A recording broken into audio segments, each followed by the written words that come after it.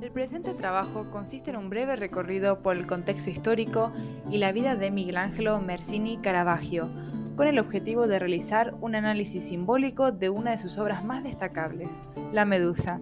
La obra fue una también de las más cruentas y sangrientas del pintor, sintetizando en ella las principales características del arte barroco. Contexto histórico. Caravaggio vivió durante la Reforma Católica, fenómeno cultural predominante en Roma de 1545 a 1563, presidida por Pablo III, Julio III y Pío IV, que produjo un gran y profundo renacimiento espiritual con nuevas misiones, caridad y tendencia a la mística, confirmó y definió los dogmas y prácticas rechazadas por los protestantes, se mostró contraria a la herejía protestante y promovió una fortificación de la jerarquía con la supremacía del Papa como pastor universal de la Iglesia. Caravaggio fue uno de los representantes principales de la corriente artística del barroco, que se manifestó principalmente en Europa occidental en los siglos XVII al XVIII y que surge como una herramienta política, ideológica y religiosa para combatir el protestantismo durante la Contrarreforma. El término barroco fue empleado por los comentaristas de una época posterior que combatieron las tendencias del siglo XVII y desearon ridiculizarlas. Barroco significa realmente absurdo o grotesco. El desnudo se prohíbe y se enriquece la iconografía, tales como la Inmaculada Concepción y los referentes al sacramento de la Eucaristía. Se prodigian los santos y mártires del cristianismo y las visiones místicas. Los artistas del barroco se alejaron de la idealización del manierismo y buscaron en la naturaleza el sentido de la profundidad, destacándose el color y estructurando la imagen a través de manchas cromáticas, por lo que ya no se interesaban por los contornos artificialmente precisos ni la pintura dibujística. En las composiciones la tendencia predominante fue la composición oblicua y las escenas representadas, dando la sensación de continuar fuera del cuadro. Michelangelo Merisi, o mejor conocido como Caravaggio, es considerado el pintor italiano más importante del barroco de todo el siglo XVII, que contribuyó al arte revolucionando la pintura en un sentido realista e influyó sobre numerosos artistas de la época. Nacido en el seno de una familia adinerada, fue aprendiz de Simone Petersano y de Giuseppe Serasi, jefe del estudio en el que formó parte Caravaggio cuando fue a Roma. A mediados de 1592 se trasladó a Roma, donde vivió en tabernas y se vio envuelto en problemas legales. La vida en las tabernas, la calle y la vivencia de lo cotidiano se verán reflejadas en obras como Jugadores de Cartas, La Buenaventura o Los Músicos. Durante este periodo tomó como fuerte inspiración al mundo que lo rodeaba, escenas y tipos vulgares, y los va a pintar sin el tamiz idealizador de los clásicos y los manieristas. Lo que Caravaggio deseaba era retratar la realidad como él la veía. No sentía preferencia por los modelos clásicos, él quería romper con los convencionalismos y crear un arte propio. También implementó algo nunca antes visto, representando en sus pinturas religiosas a los santos y las vírgenes como gente del pueblo. Las personas estaban acostumbradas a ver a estos santos como figuras venerables, vestidas en hermosos ropajes. Ahora estos se asemejaban más a jornaleros que a apóstoles. Estas controversiales obras demostraron el increíble talento que tenía para retratar la realidad. Mientras que los ejercicios espirituales de San Ignacio de Loyola marcan el pensamiento barroco, muerte, éxtasis, miseria y gloria, Caravaggio se dedica a retratar los sentimientos humanos. Ya no se dirige a la razón, sino que intenta conmover al corazón. El artista no temió expresar los sentimientos más crueles y fríos, como la ira, el miedo y la angustia, y se dedicó a relatar la realidad como se le presentaba. Algunos hasta consideraban que su objetivo era horrorizar al público que observaba sus obras. Caravaggio fue el introductor del tenebrismo, estilo de luces fuertemente focalizadas y fondos oscuros, donde los personajes destacan bajo una iluminación artificial y dirigida de efecto teatral. Otras características del barroco que se ven reflejadas en las obras de Caravaggio son el horror vacui, expresión latina que quiere decir horror al vacío, el dinamismo y la tensión. Este arte busca la sensación de movimiento, la representación de pasiones y sentimientos, alejándose de la mesura renacentista, la búsqueda del contraste mediante el claro oscuro, el dramatismo y la temática que se va a centrar en la historia, la religión y la mitología. En 1606, dos escándalos acabarán con la carrera de Caravaggio, que se había convertido en un punto de referencia para los artistas europeos que visitaban Roma. Su cuadro, Muerte de la Virgen, genera controversia al estar esta representada de forma mundana y porque la manera en la que murió era foco de un debate irresuelto en la Iglesia Católica. Y por otro lado, el mismo año mata a Ranuccio Tomasini y escapa de Roma, por lo que lo condenan a muerte.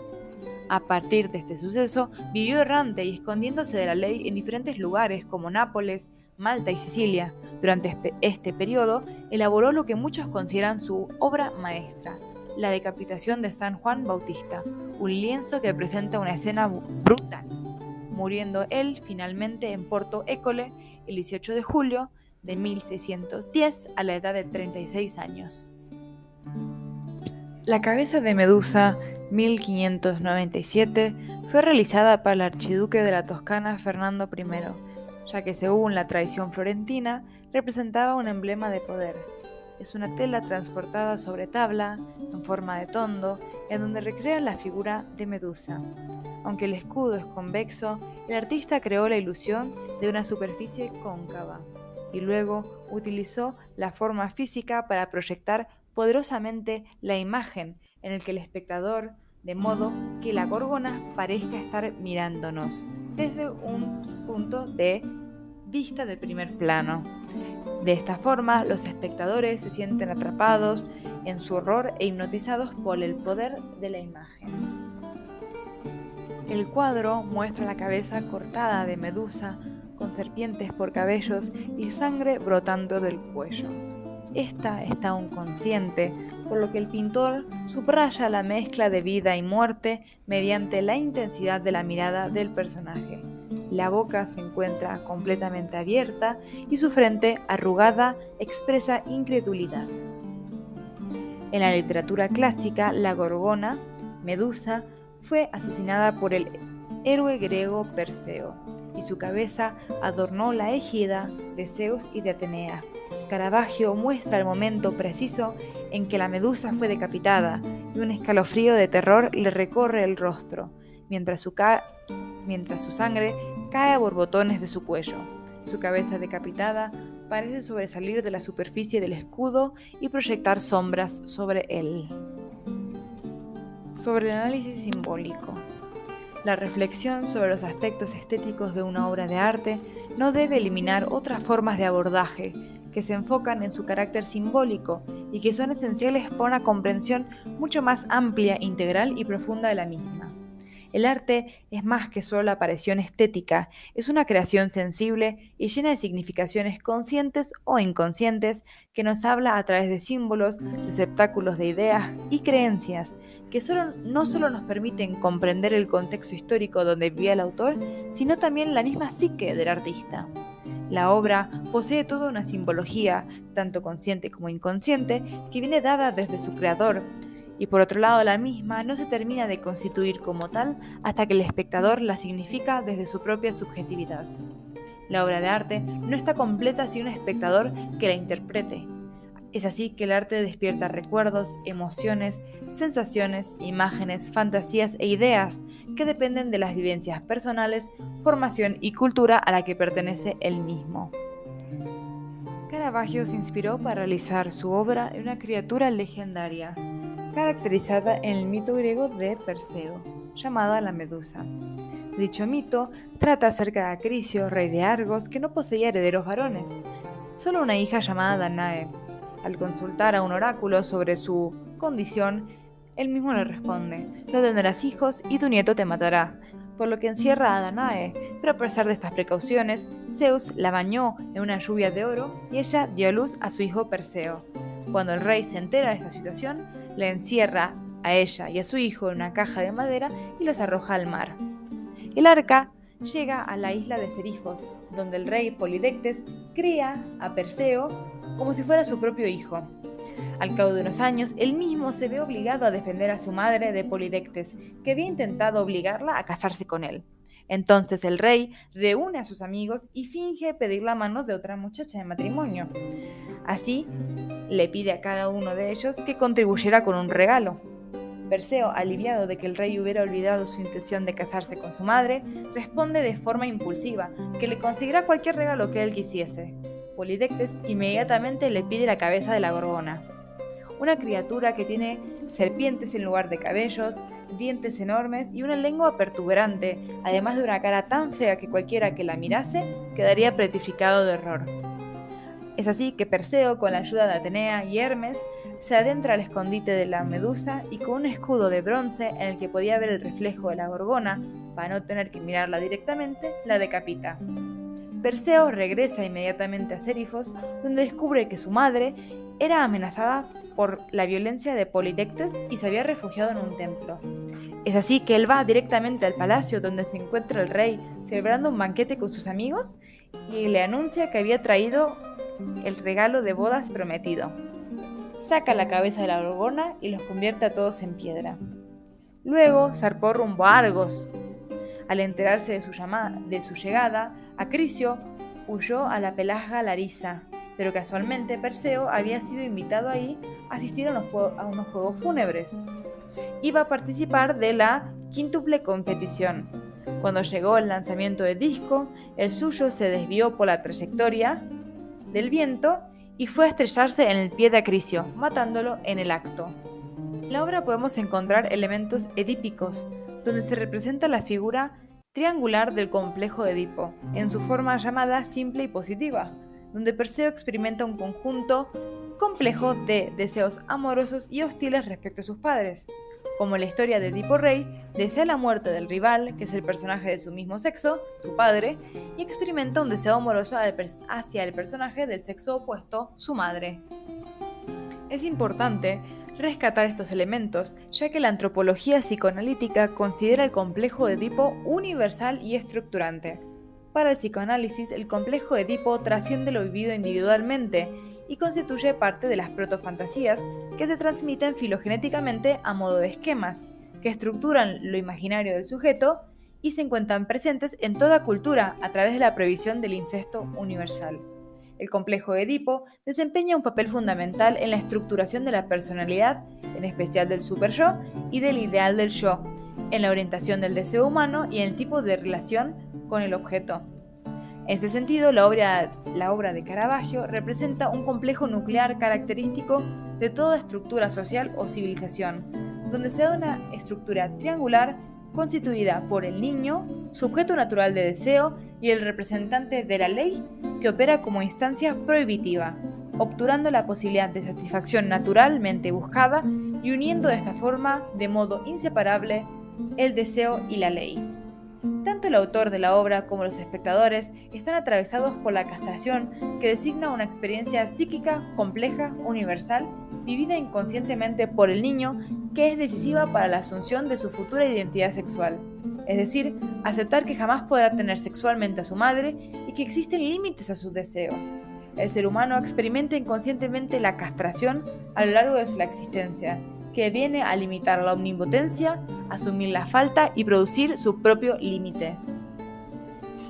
Para Carl Gustav Jung, médico, psiquiatra y psicólogo suizo, fundador de la Escuela de Psicología Profunda, la medusa de Caravaggio, al estar representada en un escudo redondo, es símbolo del sí mismo.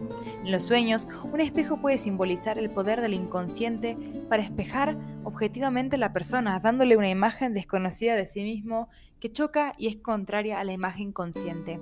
Para Jung es importante que el hombre se desenvuelve en el sufrimiento, al que considera una parte inevitable de la vida humana. Si bien el hombre tiende a tratar de huir de él, si logra soportarlo, esto podría garantizarle cierto grado de felicidad o satisfacción. En este sentido, la cuestión de la posibilidad de una vida plena se relaciona con la pregunta acerca de cómo el hombre se relaciona con el sufrimiento. El camino de la curación es soportar y aceptar el sufrimiento. Por ello, tiene una gran importancia terapéutica. La oneurosis es una forma de huir al sufrimiento, de las limitaciones, para lograr mantener una imagen ideal. El sentido del sufrimiento es vincular los opuestos dentro del hombre, y el conflicto entre lo consciente y lo inconsciente se resuelve al integrar a la propia imagen consciente, la sombra inconsciente. Para el autor, la medusa de Caravaggio simboliza la propia sombra, los contenidos inconscientes no integrados en la imagen consciente por su carácter perturbador. Los animales también pueden tener una carga importante simbólica. Las víboras que salen de la cabeza de Medusa podrían simbolizar la parte más instintiva y primitiva del hombre, relacionada con deseos agresivos inconscientes. El hecho de que aparezcan en la cabeza podría tener que ver algo con el mundo de las fantasías, donde por medio de la significación imaginaria, el deseo inconsciente se presenta ilusoriamente satisfecho. Las víboras salen en forma caótica de la cabeza, podrían representar un mundo de fantasías desbordadas que el yo consciente no logra controlar o integrar. El juego que hace el pintor con los contrastes de luz y sombras podría también tener que ver con una imagen consciente y la sombra inconsciente que se constituyen en el sí mismo. Reflexión personal. La obra refleja aspectos importantes de la vida anímica del autor y de su necesidad de mostrar la verdad tal cual es a través de su arte. Su obra transmite el horror o lo perturbador que resulta para él mismo enfrentarse a lo más instintivo ligado a la agresión. El desborde de fantasías inconscientes agresivas pudo haber sido algo muy perturbador para el mismo Caravaggio, que años más tarde cometerá uno de los actos de mayor agresión posible, el asesinato. En este sentido, sería interesante preguntarse si el autor, a través de la medusa, está expresando algo relacionado a su propio mundo interno, algo que no logra integrar o controlar. La obra condensa en sí misma mucha agresión, ya que se trata de una cabeza amputada, de la cual brota sangre y cuyos cabellos son serpientes entreveradas, lo cual podría estar dando cuenta de un alto grado de sadismo. La expresión de horror que transmite el rostro podría estar relacionado con la angustia que produce la muerte. La obra podría ser interpretada como un acto de sublimación, es decir, de una derivación de la pulsión agresiva con un fin hacia un fin socialmente valorado, como es la de una obra de arte.